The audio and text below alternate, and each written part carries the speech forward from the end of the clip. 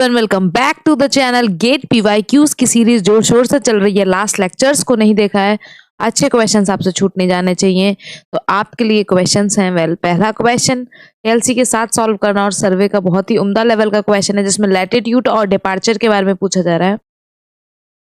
Question है a delivery agent is at location R. तो एक लोकेशन है जो आर पे है, to deliver order. She is in to travel location P. तो एक आर पोजीशन है जहां से उसको पी पोजीशन पे आना है। Suppose along a straight line paths of R C C A B B P and all each are 5 kilometre. तो जितनी भी जो आर सी है वो सी ए है, ए बी है, बी पी है, ये सब 5 किलोमीटर ईच है। The direction of each path is given in the table shown. तो ये डायरेक्शन हमें एंगल्स गिवन है एज होल सर्कल बियरिंग। तो हमें कन्वर्ट करने की जरूरत नहीं है, होल सर्कल WCB में दे रखा है।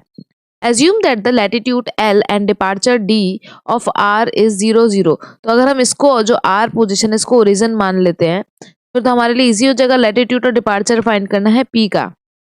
अगर मैं जो लैटिट्यूड है उसका समेशन 0 कर लूँ और जो डिपार्चर है उसका समेशन 0 कर दूँ, तो मुझे लैटिट्यूड P और R का मिल जाएगा। आराम से सॉल्व कर सकते हैं हम इसको।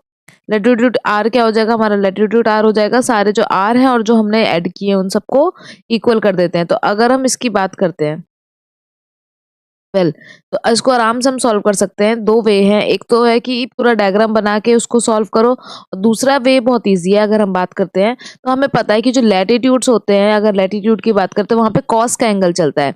लैटिट्यूड होता है हमारा L cos थीटा, और जो डिपार्चर होता है, अगर हम उस डिपार्चर की बात करें, डिपार्चर जो होता है हमारा होता है L sin थीटा। तो हमें यहाँ पर कौन कौन से एंगल चाहिए होंगे, cos 0 cos 90, sin 0 sin 90, cos 120 and sin 120। तो हम इसकी वैल्यूज आराम से लिख लेते हैं और सॉल्व कर लेंगे आराम से। तो अगर हम सॉल्व करना चाहें तो ये इजीली सॉल्व हो सकता है। सबसे पहले अगर हम बात करते हैं यहाँ पर, तो हमें जो दे रखा था तब ईच 5 है, तो ईच 5 है तो हम लैटिट्यूड के लिए पहले करेंगे, लैटिट्यूड करते हैं।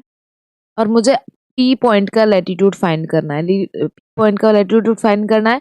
तो पहला हो जाएगा cos, और cos जो हमारा पहला था 5, cos 120, फिर cos 0 90 240। तो एक है 120 0 90 और 240। cos 120 हो जाएगा एक हमारा, फिर उसके बाद हम ऐड करेंगे तो ये हो जाएगा 5 cos 0, फिर ऐड करेंगे तो हो जाएगा 5 cos 90, और फिर एक ऐड करेंगे तो हो जाएगा 5 cos 240 डिग्री। इसको अब हम वैल्यू को पुट कर लेते हैं। अगर हम 120 की बात करें, cos में 120 की बात करें, तो वो हमारा हो जाता है, cos 120 की बात करें तो माइनस का 0.5 या माइनस का 1/2। तो ये हो जाएगा मेरा माइनस का 2.5। अगर हम इसकी बात करते तो ये प्लस का हो जाएगा, क्योंकि cos 0 की वैल्यू 1 होती है, इसकी वैल्यू होती है माइनस का 0.5, इसकी वैल्यू होती है हमारी 1। इसकी वैल्यू की बात करें तो अगर हम इसकी बात करते हैं तो cos 90 की वैल्यू हमारी 0 हो जाएगी, cos 90 की वैल्यू हमारी 0 हो जाएगी, तो ये हो जाएगा 0। और इसकी भी वैल्यू होती है हमारी माइनस का 0.5, माइनस का 0.5। यहाँ पर भी हमारा हो जाएगा माइनस का 2.5। तो अगर मैं देखूँ यहाँ पर, तो ये पूरा माइनस माइनस माइनस माइनस हो जाएगा 5 प्लस 5, ये हो जाएगा कट कुट के हमारा पूरा 0 आ गया। तो लैटिट्यूड तो मेरा आ रहा है 0। अब डिपार्चर की बात करते हैं। डिपार्चर की बात करें तो यहाँ पर मुझे सारा साइन में चाहिए होगा। 5 sin 120 plus 5 sin 0 degree plus 5 sin 90 degree, और फिर हमारा आ जाएगा 5 sin 240 डिग्री। अगर हम बात करते हैं यहाँ पर, तो जो मेरा 0 है 120 की, अगर हम बात करें 120 की बात करते हैं, हमें पता है साइन 0 तो हमारा 0 होता है, साइन 90 हमारा होता है 1, और साइन 120 होता है हमारा, अगर हम साइन 120 की बात करें तो साइन 120 होता है मेरा 0.866, 0.866, और ये होता है मेरा माइनस का 0.866।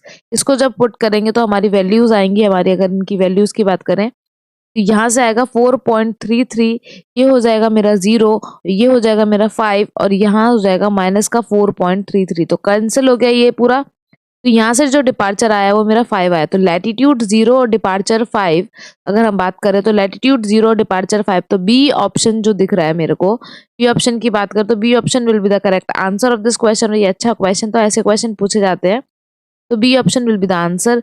वहीं पे अगर हम बात करें तो आप डायग्राम बना के भी शो कर सकते हो, लेकिन जरूरत ही नहीं है, लैटिट्यूड L cos थीटा होता है, और यहाँ पे होल सर्कल बियरिंग भी दे रखी है।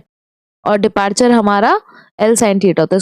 इसको सॉल्व करके हम आराम से वैल्यू निकाल सकते हैं। तो B option is correct answer. Next question की तरफ चलते हैं।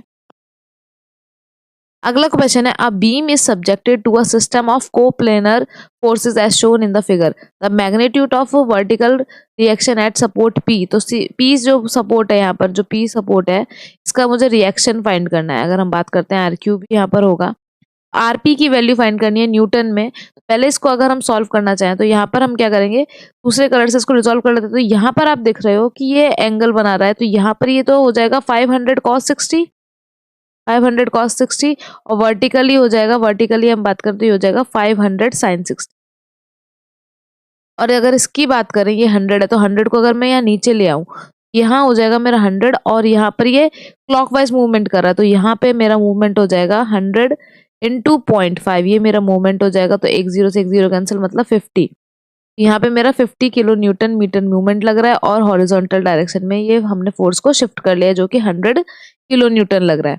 500 sin 60 की वैल्यू निकालेंगे तो यहाँ पर आएगा हमारा 4330.1 किलो न्यूटन। यहाँ पर अगर हम बात करते हैं, सारा हमारा न्यूटन किलो न्यूटन में दे रखा है। वेल, अगर हम इसकी बात करें तो हमारे इसको आराम से सॉल्व कर सकते हैं। हम यहाँ पर आपको ये देखना पड़ेगा, एक इक्वेशन हमारी क्या बनेगी, वर्टिकल मूवमेंट को हम समेशन 0 कर देते, तो ये हो जाएगा मेरा आरपी प्लस यहाँ से नीचे से 200 लग रहा है, फिर प्लस में मेरा RQ इक्वल्स टू, यहाँ पे वर्टिकली बस एक ही डाउनवर्ड डायरेक्शन में लग रहा है, वो है 4330.1, 4330.1।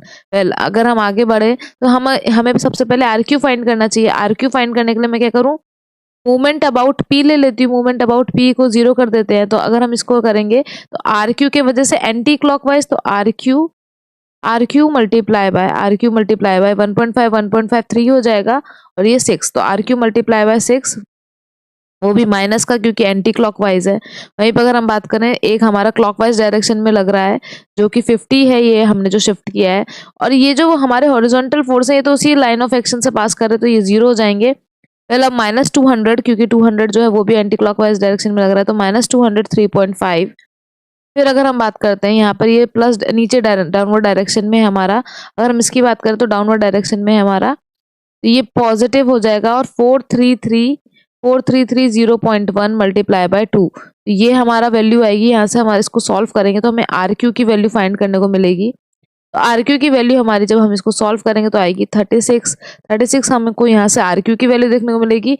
जब हम इसमें पुट कर देंगे 36, तो यहाँ से हम आराम से सॉल्व कर सकते हैं। तो बेसिकली RP की वैल्यू क्या हो जाएगी, अगर इस इक्वेशन में पुट कर, तो RP की वैल्यू हो जाएगी 4330.1 माइनस 200 माइनस 36, और जब इसको सॉल्व करोगे तो आंसर हमारा निकल के आएगा 197.01, 197.01, ये हमारा आंसर आएगा। तो आप आराम से इसको सॉल्व कर सकते हो।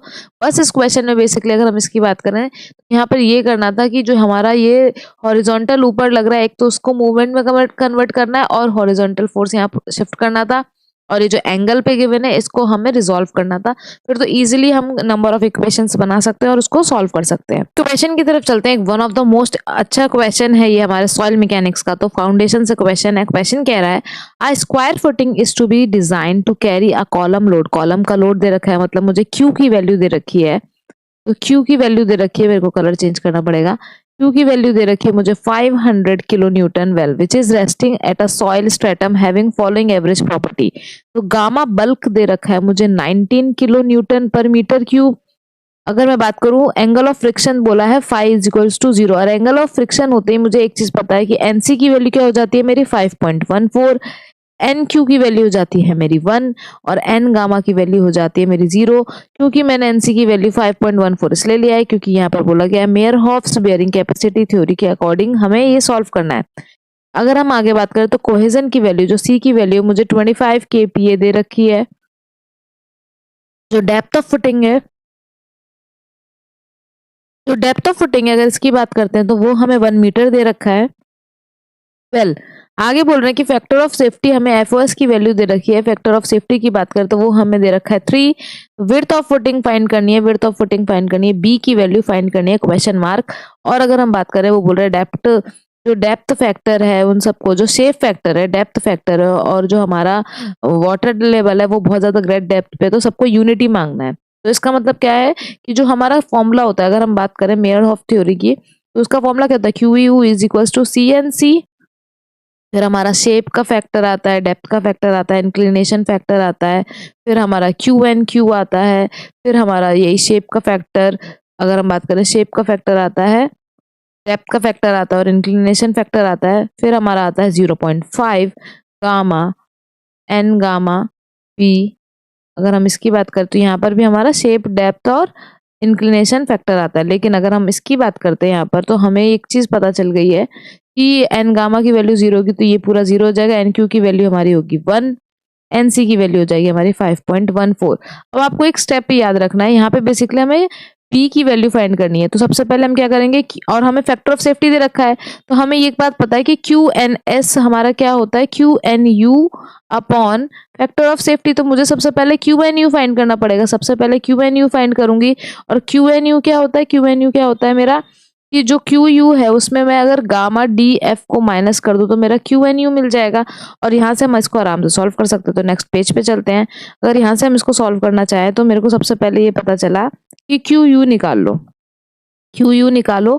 तो क्यू यू क्या होगा, मेरा एन गामा वाला तो पूरा 0 हो गया था, तो 5.14 मल्टीप्लाई बाय 25, क्योंकि सी की वैल्यू मेरी 25 गिवन है, प्लस गामा डी एफ। इसको वैल्यू को पुट करने का कोई फायदा नहीं है, क्योंकि जब क्यू एन यू निकालेंगे तो ये पूरा कैंसिल हो जाएगा। तो मेरा आ जाएगा यहाँ पे 5.14 इंटू 25, क्योंकि जो प्लस का गामा डी एफ है ये तो माइनस हो जाएगा ना मेरा गामा डी एफ से, ये कट जाएगा पूरा।